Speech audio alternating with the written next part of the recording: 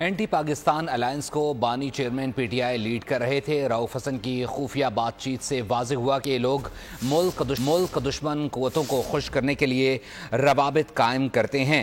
وزیر اطلاعات عطا طارد کی بول نیوز کے پروگرام بس بہت ہو گیا میں گفتگو کہا کہ فیض حمید نے بانی پی ٹی آئی کو لیڈر مانا ہوا تھا۔ فیض حمید کا مقصد تھا کہ پی ٹی آئی 15 سے 20 سال اقتدار میں رہے۔ فیض حمید چاہتے تھے کہ پی ٹی آئی کی سیاسی مفادات کو فروغ دوں۔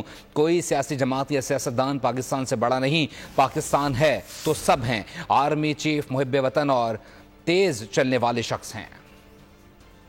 پولی الائنس تھا اور اس الائنس کو لیڈ کر رہے تھے بانی چیئرمین پی ٹی آئی کہ اس ملک کے اندر آپ انتشار پھیلاتے ہیں، ملک کے اندر انارکی پھیلاتے ہیں، آئی ایم ایف کی ڈیل کو سیبوٹاج کرنے کی کوشش کرتے ہیں، سائفر لہراتے ہیں اور ملک دشمن قوتوں کو خوش کرنے کے لیے ان سے روابط قائم کرتے ہیں۔ تو یہ پاکستان کے دشمنوں کو جب یہ خوشی ہوئی تو یہ ان کا ایک نیچرل الائنس بن گیا تحریک انصاف کا اور اینٹی پاکستان فورسز کا۔ جنرل فیض حمید کا مقصد یہ تھا کہ تحریک انصاف جو ہے اگلے 15-20 سال اقتدار میں رہے اور انہوں نے بانی چیئرمین پی ٹی آئی کو اپنا لیڈر مانا ہوا تھا۔ ان کا ایک ان ہولی الائنس تھا اور یہ بیٹھ کے ان معاملات کو طے کرتے تھے اور کرپشن کی انتہا تھی پورے ملک کے اندر۔